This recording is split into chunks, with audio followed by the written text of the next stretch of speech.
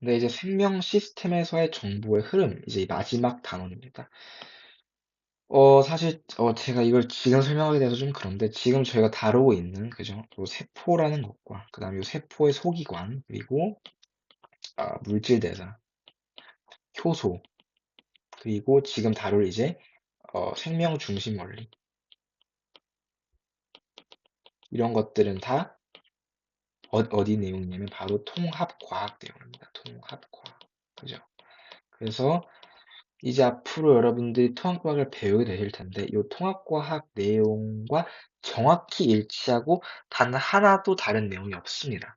그죠? 그러니까 여러분들 지금 배우는 내용이 너무 시험 하나로만 생각하지 말고 좀 앞으로 약간 선행한다는 느낌으로 생각하시고 이 부분을 배우시면 앞으로 여러분들이 뭐 이제 시험 준비뿐만 아니라 더 나아가서 바이오라는 과목을 공부할 때 있어서 매우 기초가 되는 그 토대가 되는 내용이니까 좀 그렇게 마음 편하게 먹고 시작하시면 좋을 것 같습니다.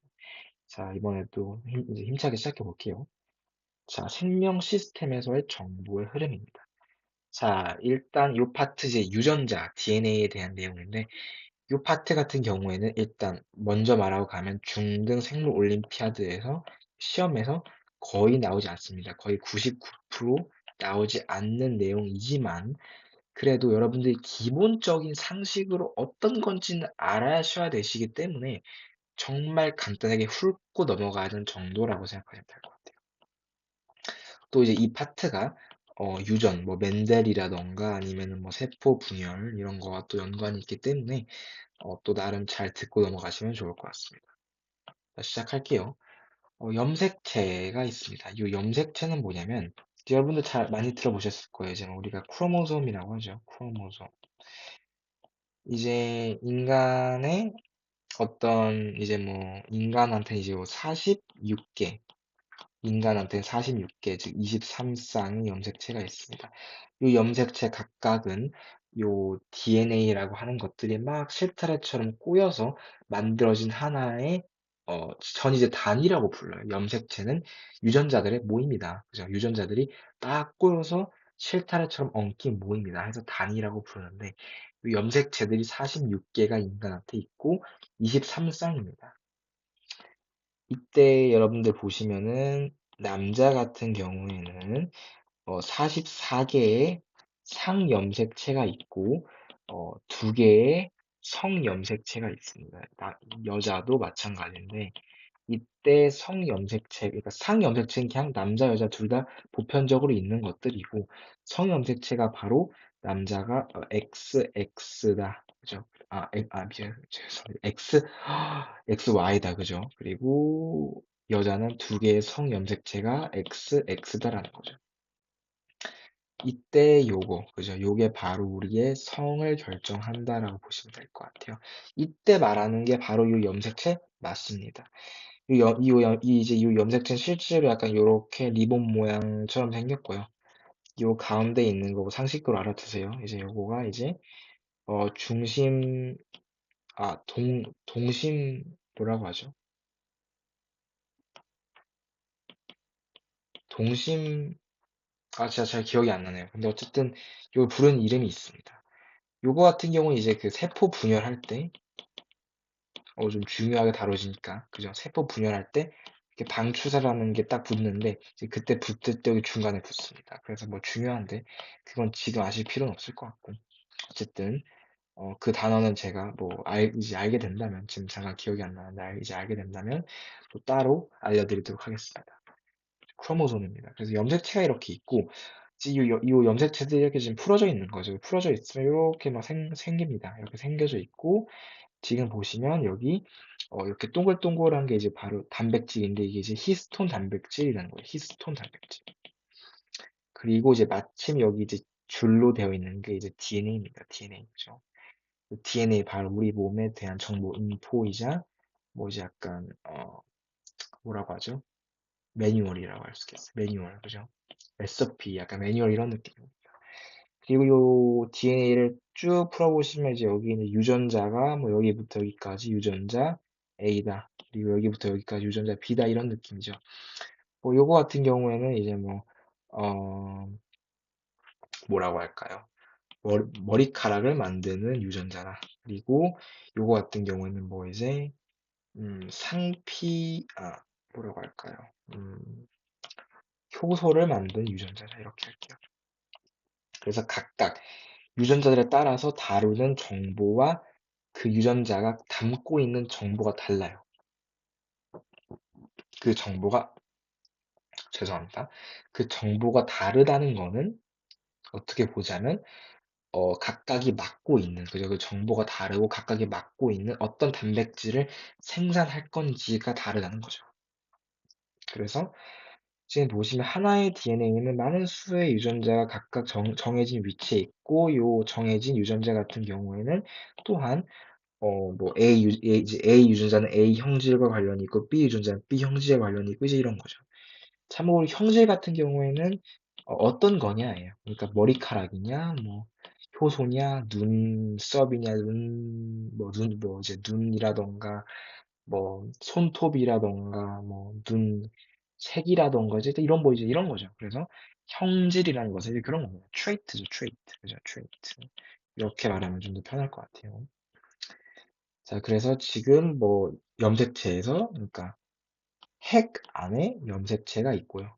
일단은 지금 보시면 요게 핵인데 요 핵 안에 염색체가 있고요.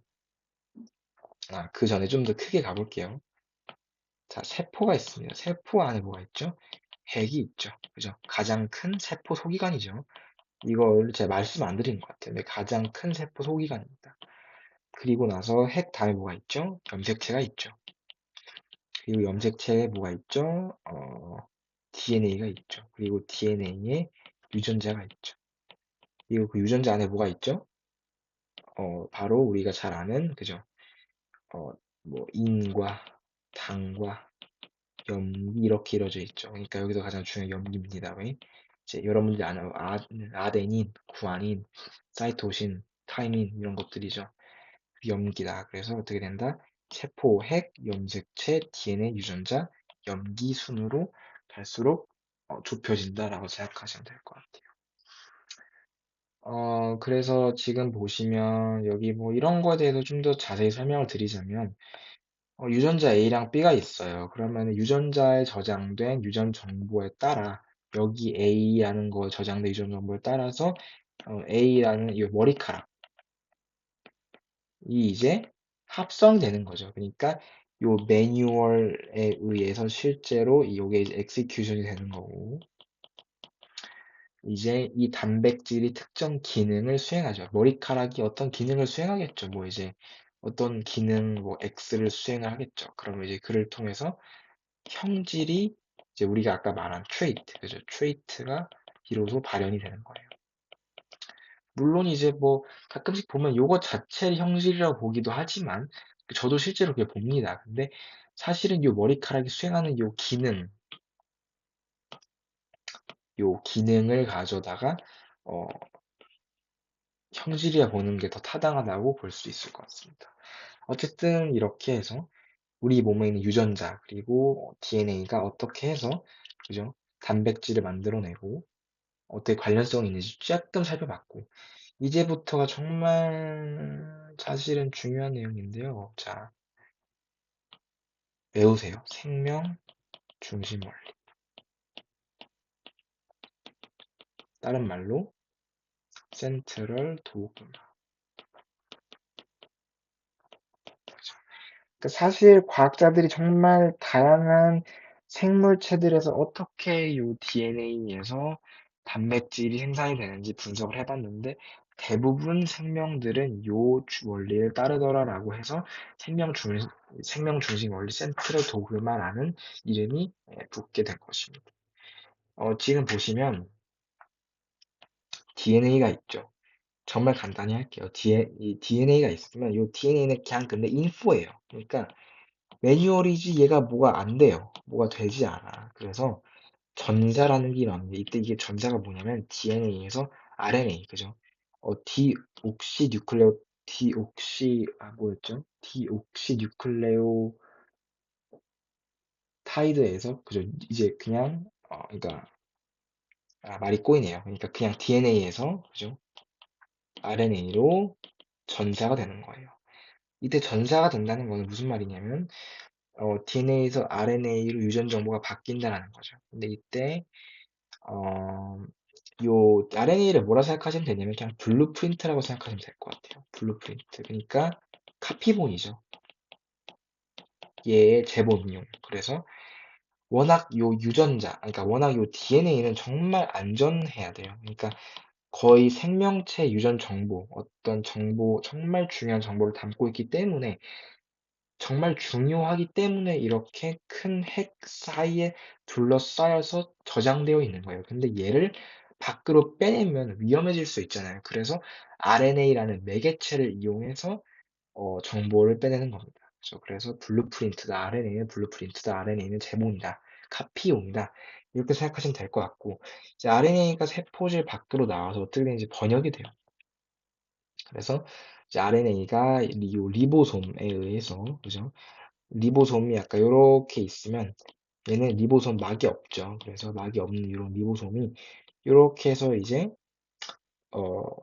그 뭐냐 RNA가 들어오면은 이 RNA 정보들을 다 하나씩 띠리리 분석을 해서 이렇게 막 그죠? 지금 보신 이런 거와 같은 아미노산 배열을 만들죠. 그러니까 펩타이드 결합을 하더라. 이를 통해서 얘가 뭐가 된다? 최종적으로는 단백질이 되더라라는 거죠. 자, 이렇게 해서 우리 몸뿐만 아니라 대부분의 생명체에서는 이런 과정으로 이루어집니다. 그죠? 단백질 생성은 DNA, 가장 중요한 DNA에서 요 핵공, 요 핵공이라는 핵 구멍을 통해서 RNA가 전사돼서 나오고 전사된 RNA가 이제 바로 리보솜에 의해서 번역되면서 아미노산 배열이 생기고 펩타이드 결합이 생기면서 단백질이 최종적으로 생성이 된다. 그리고 이 단백질이 이제 나중에 특정 기능을 수행을 하면 그 기능을 통해서 이제 어떻게 형질이 발현되는 거다라고 볼 수 있겠습니다. 이 정도만 아시면 돼요. 뭐 사실은 정말 세세하게 중요한 부분이 많지만 그 정도는 너무 여러분들에게 힘들 거라고 생각이 됩니다.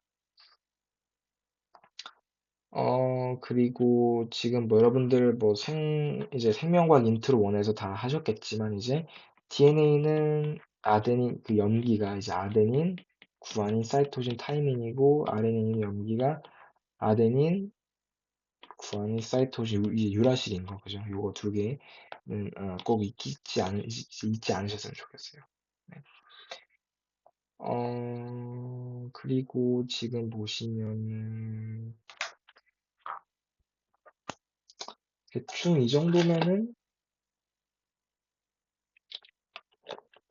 생명 중심 원리가 뭔지 안다 정도 말을 할 수 있을 것 같은데 조금만 더 자세하게 해볼게요.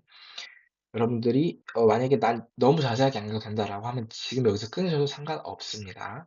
전 말했어요. 상관없어요. 근데 여러분들이 좋은 성적을 거두고 싶다라고 한다면 지금 집중해서 이제 들으시는 게 좋을 것 같습니다. 왜냐면 어떤 문제가 솔직히 이번 연도에 나올지 아무도 모르거든요. 그래서 더더욱 그랬으면 좋겠는데 지금 보시면 어, 요 RNA가 번역이 될 때 어떻게 번역이 되냐면 일단은 DNA가 이렇게 있어요. 그죠? 이중 나선 구도 이제 가닥이니까 이렇게 더블 헬릭스가 있으면 이제 얘네들이 전자가 돼요. 그래서 한 가닥인 RNA가 됩니다. 그죠? 이제 RNA가 되는데 이때 이제 어떻게 되냐면은 AGC T였던 아이들이 이제 AGC U로 바뀌죠. 그래서 T가 U로 바뀐다. 이거 매우 중요하고요.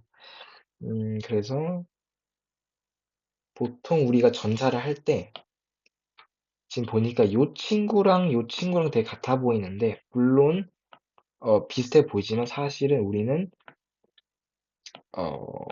요 친구를 통해서 전사가 된 애예요. 그러니까 어떤 그 DNA라는 그 상호 보완적인 걸 되게 중요시하기 때문에 전사를 할 때도 그 상호 보완적, 그러니까 상호적인 어떤 염기를 갖고 있는 아이들을 따서 그와 반대되는 아이들의 염기를 쭉 코드를 나열을 해서 만드는 게 RNA다. 그게 바로 카피본이다라는 거죠. 이렇게 이제 RNA가 쭉 나왔으면은 지금 여기 보시면 요 DNA에서의 3염기 조합이라는 거, 뭐 C, G, T, GCA 하고 뭐 GGT, CCA 이런 것들이 3염기 조합입니다. 코돈은 뭐냐면 RNA에서의 3개의 염기의 조합이에요.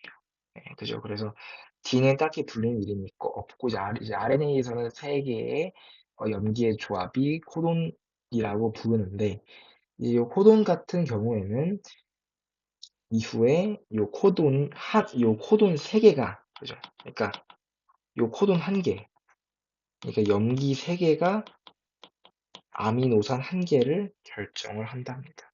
이렇게 해서 얘가 아미노산 1개, 얘가 아미노산 1개, 얘가 아미노산 1개, 아미노산 1개 이렇게 쭉 해서 결국에는 이 아미노산들이 다 합쳐서 있고 펩타이드 결합을 하면서 뭐가 된다? 그죠? 딱 단백질이 생성이 된다, 합성이 된다라는 것입니다. 그래서 이렇게 알고 계시면 될 것 같고 이제 딱 두 파트 남았어요. 자, 첫 번째, 유전부호. 이 유전부호는 뭐냐면 어, 그러니까 결국은 앞서 말했지만 이 생명 중심 원리를 만든 이유도 대부분의 생명체들이 이 원리를 사용하더라라는 거예요. 그래서 거의 모든 생명체는 이 생명 중심 원리를 사용을 하고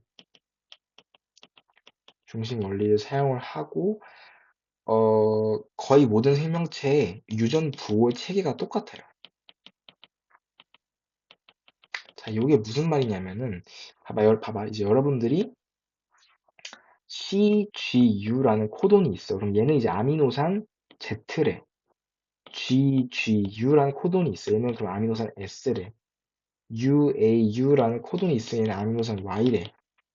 다 받아들이겠죠. 근데 이게 비단 인간뿐만 아니라 딴 생물체들도 똑같다는 거예요. 요 코돈을 받아들였을 때 얘는 얘다. 뭐 CGU는 G다. 그러니까 딴 생물은 X일 법하거나 아니면 이런 코돈이 존재하지 않을 법한데 그런 가능성을 무릅쓰고 대부분 다 CGU는 G더라라는 거죠. 그래서 거의 모든 생명체는 하나의 유전구조, 동일한 유전구조를 사용한다. 이 말인즉슨 어떤 같은 그죠? 조상 뭐 K로부터 막 생명체들이 진화를 하면서 인간도 생긴 거고, 뭐 조류도 생긴 거고, 파충류도 생긴 거고, 뭐 갑각류도 생긴 거고, 어류도 생긴 거고 이제 그런 거죠. 그래서 여기서 중요한 포인트는 모두 다 같은 조상으로부터 왔을 것으로 추측된다. 왜? 유전 정보가 똑같으니까. 이렇게 보시면 될 것 같아요. 그러니까 물론 이제 유전 정보도 후천적인 과정을 통해서 뭐 DNA 메티라던가 이런 걸 통해서 조금씩 환경 변화에 의해서 바뀔 수 있습니다만 그건 매우 희박한 경우고 사실 많이 없는 경우이기도 하고 그래서 네, 하여튼 여러분들은 선천적인 그죠 DNA에 의한 이제 유전적인 부호에 대해서는 알고 계시면 될 것 같습니다. 자, 이제 마지막으로 하나가 더 있는데, 요거 같은 경우에는 좀 아시면 좋아요. 왜냐면 시험에 많이 나오거든요. 요 유전병인데, 대표적으로 유전병이 뭐가 있냐면, 이제 페닐케토뇨증이라는 게 있고, 그리고 이제 낫 모양 적혈구 빈혈증이 있습니다. 요 낫 모양 적혈구 빈혈증부터 먼저 하자면은, 정상적인 이제 정상 적혈구는 이렇게 생겼으면은 이제 찌그러진 이제 낫 모양 적혈구 빈혈증 말 그대로 찌그러져서 이렇게 맛 모양이라는 거죠. 그래서 얘네들의 이제 문제점은 산소 전달이 제대로 되지 않아요. 그래서 어떤 사람이 심할 경우 위험까지 처할 수 있다는 거죠. 그래서 헤모글로빈 유전자에 큰 이상이 생긴 거고요. 큰 이상이 생긴 거고 이제 서로 달라붙어 긴 바늘 모양 구조를 형성하는 비정상 헤모글로빈이 생성이 되면서 나 뭐야 결국 이제 이 빈혈증이 발생하는 거죠. 그래서 그렇습니다. 산소 결국은 그러니까 O2의 운반 능력이 자기는 안 되겠다라고 선포한 거죠. 페닐케톤요증은 뭐냐면 이제 페닐알라닌이라고 하는 아미노산의 한 종류인데 이 페닐알라닌의 분해 효소 유전자 이상입니다. 그죠? 그래서 요 페닐알라닌이 이제 몸속에서 결핍되거나 축적되면 이제 이를 통해서 뇌 손상이라든가 경련이라든가 이런 것들이 발생할 수 있습니다. 자, 그래서 대충 여러분들 시험에 이런 거 나올 수도 있으니까 이 정도 페닐케토누증이랑 나는 모양 저격의 비뇨증을 좀 알고 들어가시면 아주 시험 때 많은 도움이 될 것 같습니다. 이렇게 해서 이제 DNA와 RNA와 그다음에 삼형기 조합, 그러니까 삼형기 조합 코돈 그리고 생명 중심 원리가 어떻게 이루어지는지에 대해서 알아보았습니다. 그래서 여러분들 요 파트 같은 경우에는 사실은 시험에서의 가장 기본적인 베이직을 다루고 있기 때문에 여러분들이 너무 이 파트 어렵다거나 하시면 좀 저는 뭐 제가 좀 더 쉽게 설명해 볼게요. 근데 할 말이 그렇게 많지는 않습니다. 네. 그죠? 이 파트는 어려우면 안 돼요. 그래서 여러분들을 믿고 요 파트 좀 열심히 달려주셨으면 좋을 것 같고, 저희는 이제 다음 시간인 동물 생리 파트에서 만나면 아주 좋을 것 같습니다. 감사합니다.